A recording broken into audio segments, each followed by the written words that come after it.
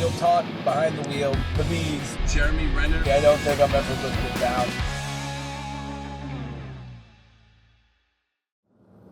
Okay, Wheel Talk, the bear incident.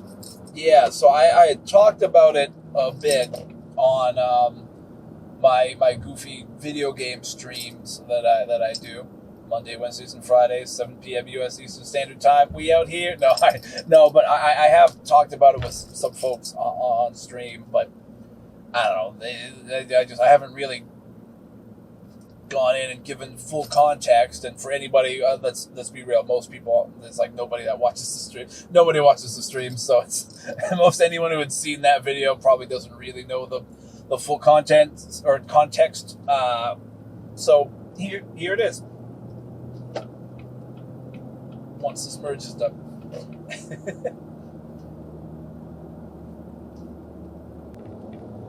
So, the plot synopsis or whatever basically breaks down to I was coming back from Uber late at night one night, and black bear came full sprinting out from the side of the road, and I hit it. It was a big accident. That was basically the situation. So, oh fuck! Alrighty.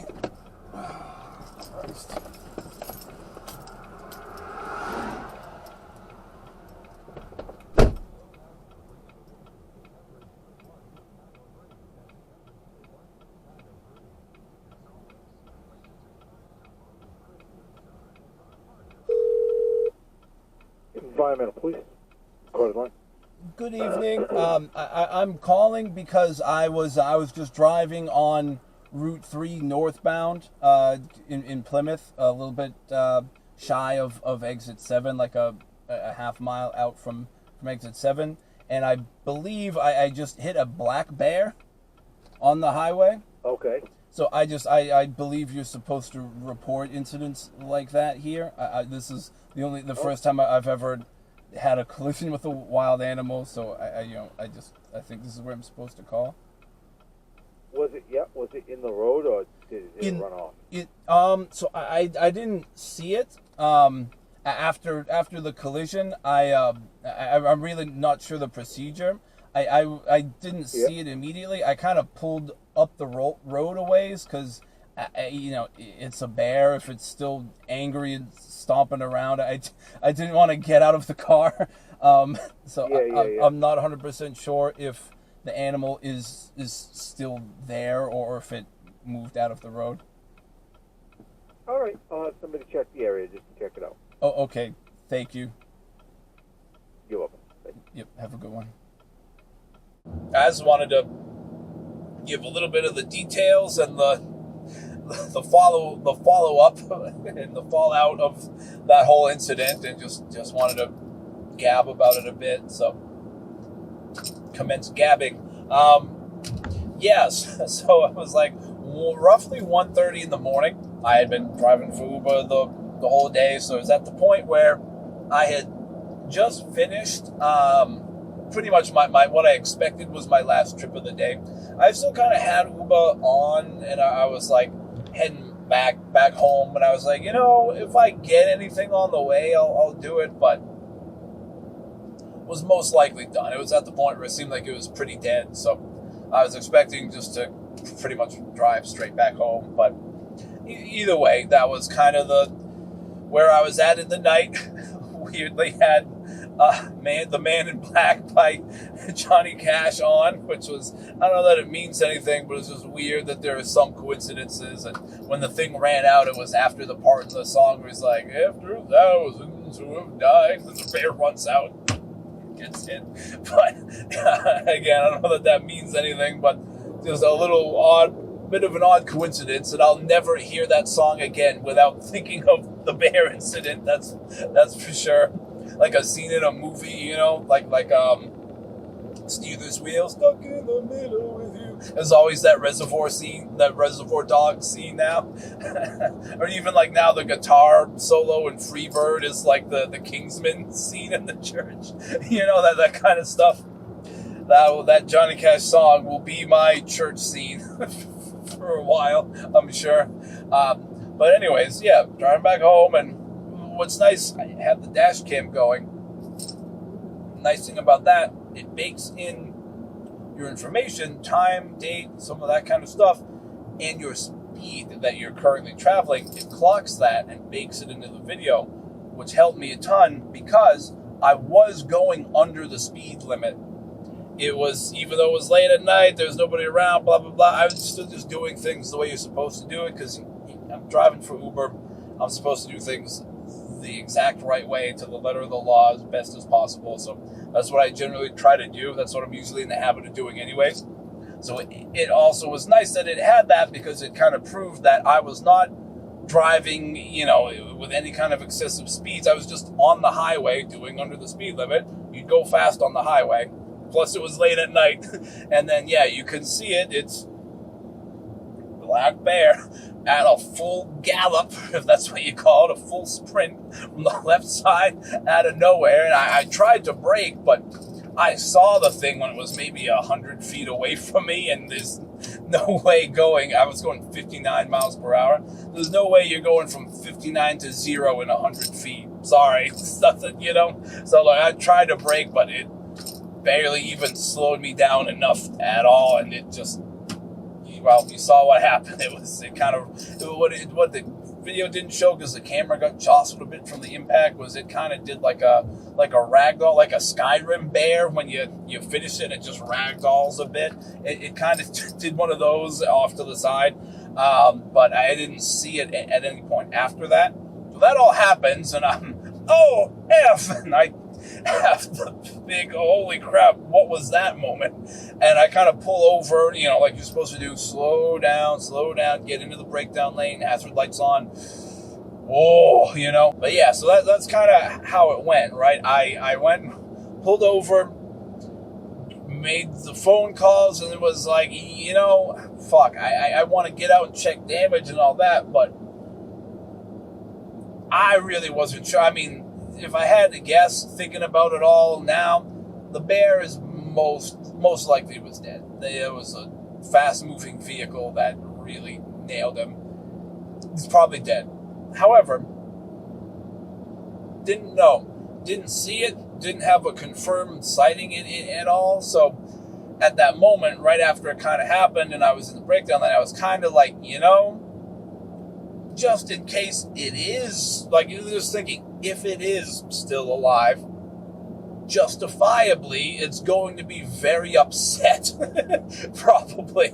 So if it could still walk and stomp around, you got an angry, injured animal walking around in the darkness here.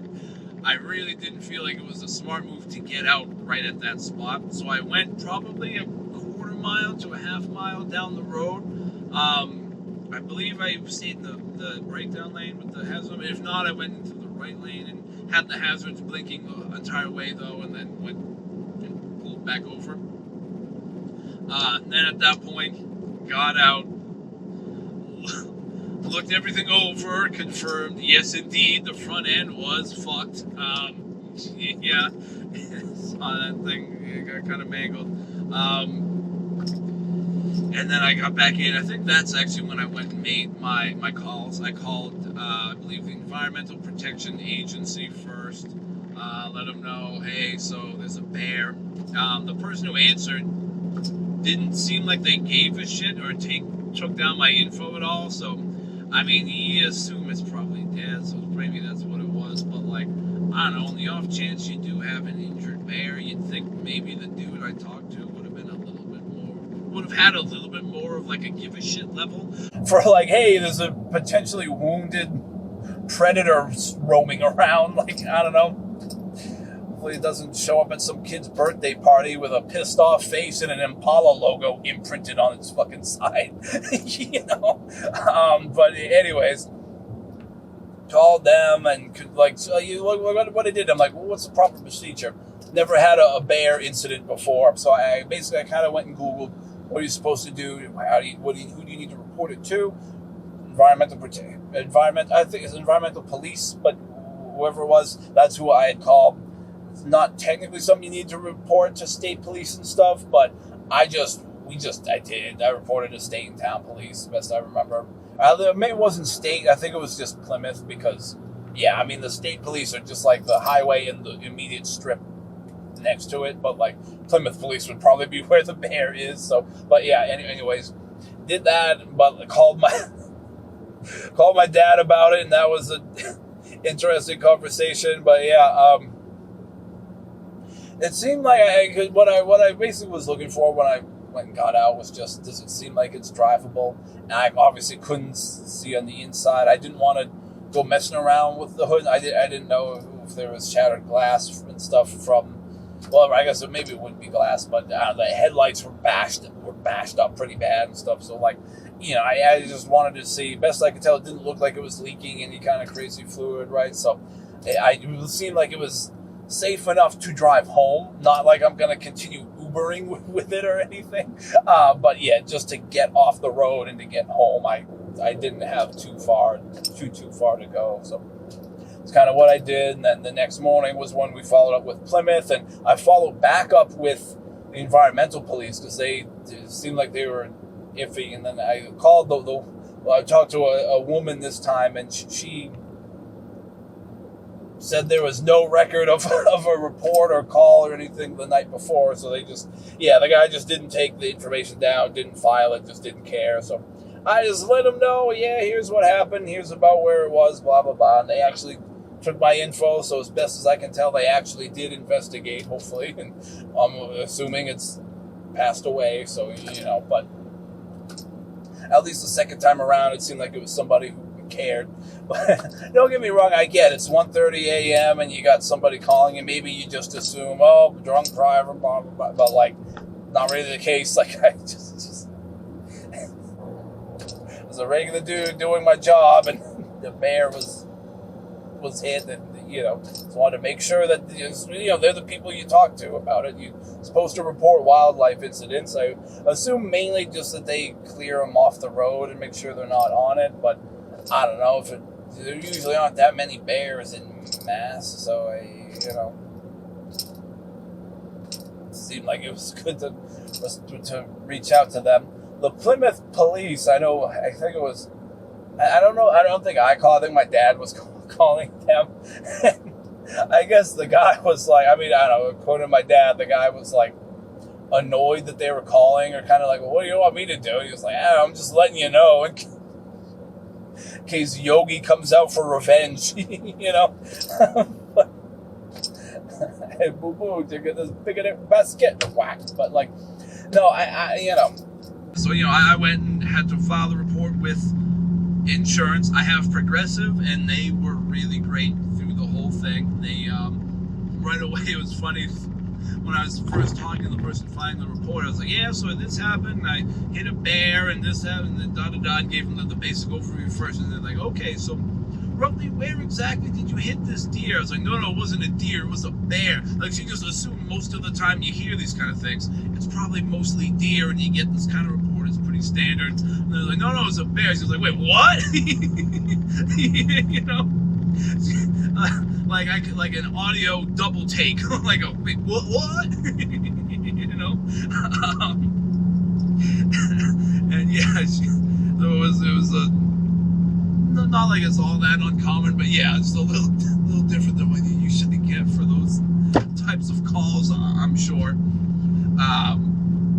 But yeah, they, you know, like any of those kind of companies now, they generally are able to email or text you like links to send in like images of the vehicle so they can get their first look at it. And since I had the dash cam footage of the incident, I sent the clip for around a minute. It was mostly what I put on YouTube, except I think it was like a little longer. It was like almost like a full minute clip that I sent. I sent Progressive, but yeah, it was basically the same thing. A bit before it and during, and then like the immediate aftermath.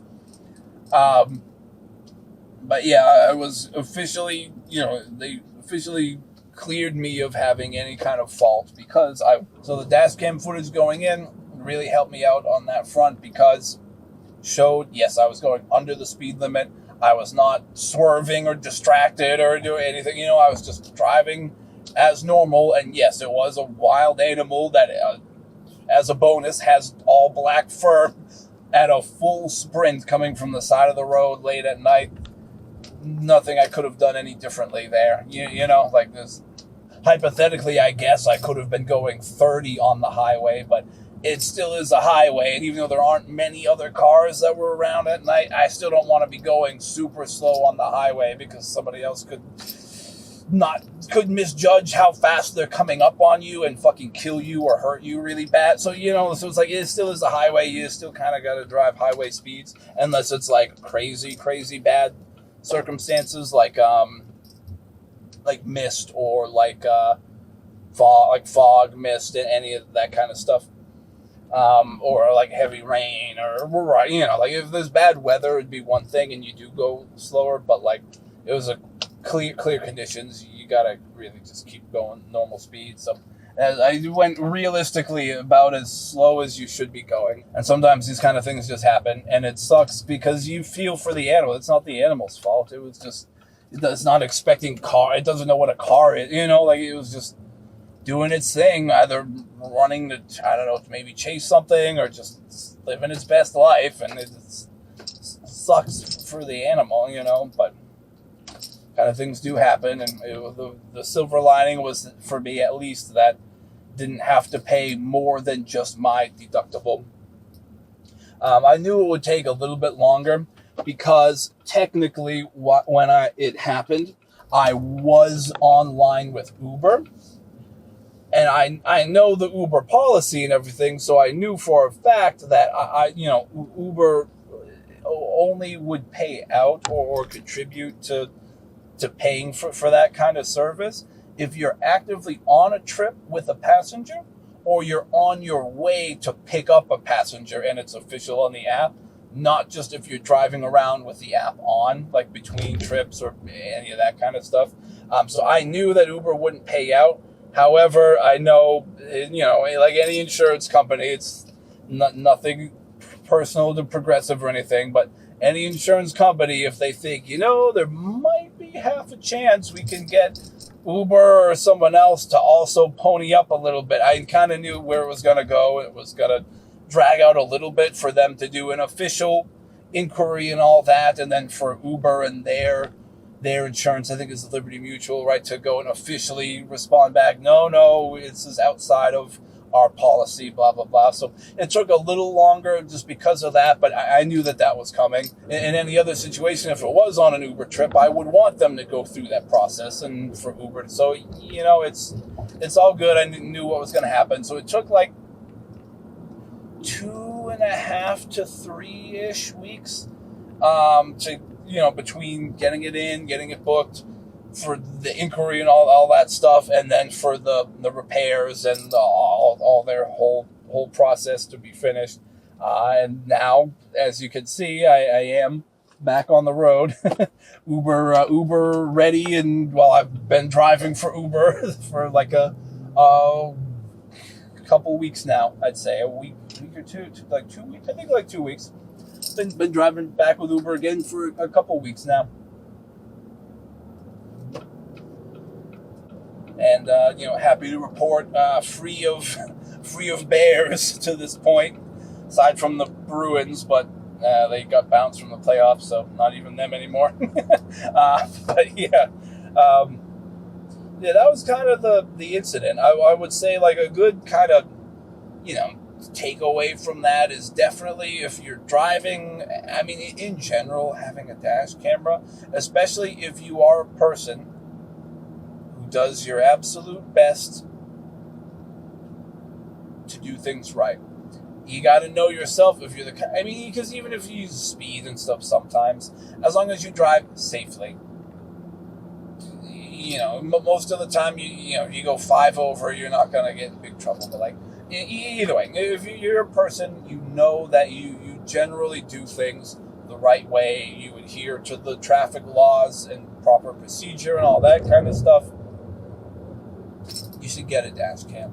I mean, I have the dual view one, just because originally it was just because I was doing Uber, so having a view of potential strangers getting in my car is probably a solid idea, like just to help protect yourself from both directions, inside the car, and I guess any potential issues both inside the car and outside, but even if you just get a dash cam that's facing forward, I mean, some people have the ones that are on the back of the car too, and I mean, really whatever works, but even if you just get one of the ones that faces out forward in the front of the car, at least is better than nothing, and it can really help you out, because it really, the dash cam proved beyond a shadow of a doubt that I wasn't doing anything wrong, and my story was accurate. What I said happened is what you can see video evidence of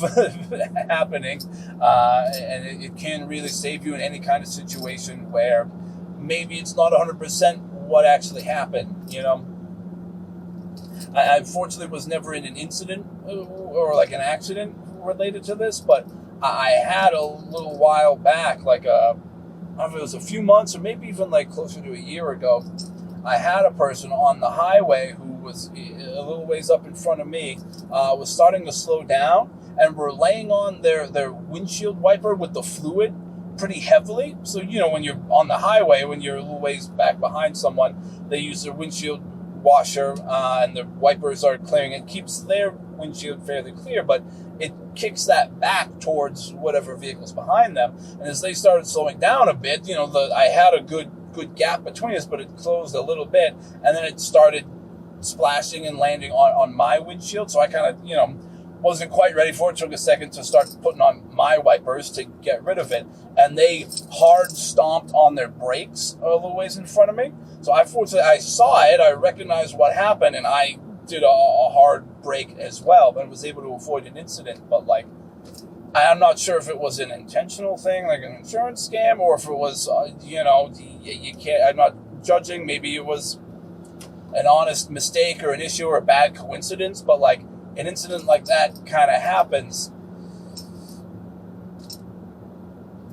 Dash cam footage really help your story out, because if you have the dash cam that you can see all the fluid hitting your windshield and you not being able to see, and then them out of nowhere hard braking, but there's no reason for them to do that, that clears up your story and confirms that you're not at fault. You weren't tailgating someone, you were leaving a lot of space, then you started getting the splashes of windshield washer fluid from way up ahead hitting you and all that. You're trying to deal with it, and then they hard stomp, right?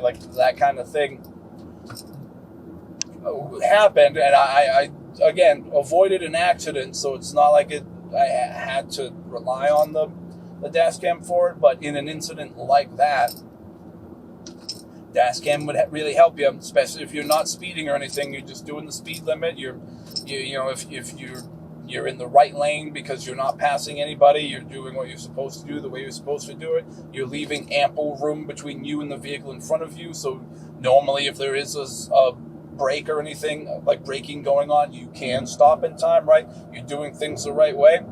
It proves that you're in the clear. But don't have a dash cam and any kind of incident like that goes on, even if in reality you're really not in the wrong, if there's no dash cam footage or video evidence of any kind to make it, to kind of show one way or the other, if you rear end somebody else, you're most likely at fault. When they draw off the report, the police reports happen, all that, you're most likely going to be found at fault if you are the one who hits another vehicle, unless you have video evidence to prove that no, that other vehicle did some shady shit and they really caused it, right?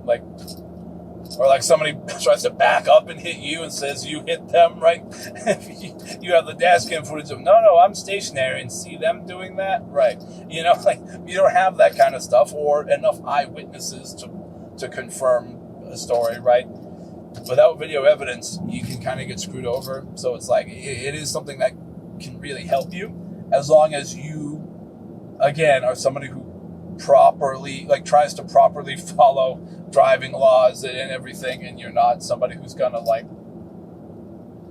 catch yourself on camera going 95 on the highway in like a 55 or whatever, or like swerving in lanes like those fucking idiot kick streamers that do the acting like they're in fucking Grand Theft Auto, right? As long as you're not doing that kind of shit and you generally try to do things the right way, you should get a dash camera. That's definitely something that helped me. But yeah, another, I think, big takeaway from an incident like that I think is good to mention and reinforce, because you've probably heard it before from other people if you're a driver or you're learning to drive or anything, but it's always good to reinforce things like this. Even if you are doing everything right, correct, proper, safe, things can still go wrong that are out of your control. So it still is important. I mean, anybody who's learned the defensive driving and that kind of stuff definitely not a bad thing to learn and to know. But say for that example, I was going under the speed limit, was not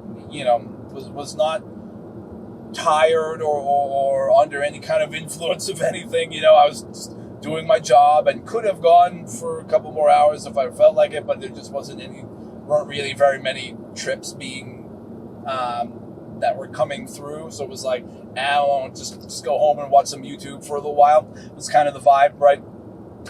Wasn't overtired, wasn't under any influence, any of that kind of stuff. Was doing everything right, correctly, safely. And an animal sprints out from the darkness, emerges from the void to fuck up your front end, right?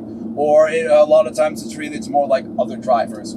Speaking of that, it's like whenever I kind of see anything going on, I immediately kind of stop what I'm saying just to make sure that I'm practicing what I preach here. It's one thing to just rant to the camera, but like I'm mostly just watching the road and seeing what's happening around me. But yeah, so when things kind of pop up, I gotta interrupt my train of thought, because again, what I'm saying, safety, keeping everybody else safe, watching the road, is more important than me babbling about a fucking bear,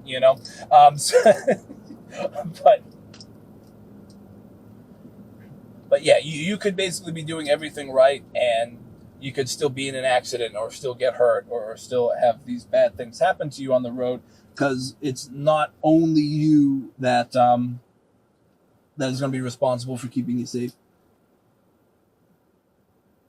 Sometimes these kind of accidents can happen, whether it's like a wildlife related thing or something, just debris on the road that you just can't avoid, or another driver just not doing what they're supposed to be doing and doing like the no-look merge into you or something, and they're scraping up against you, and it starts looking like a scene from fucking Road Warrior, or any of the Mad Max movies, right? Like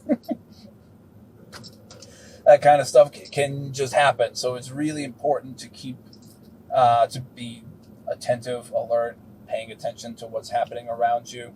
Make sure you're kind of thinking and keeping an eye on what are the other drivers doing? Not just, am I between the lines? Am I going forward? Okay, I'm ready to brake if something happens. A little bit more proactive here and there, like, okay, who are in the lanes next to me?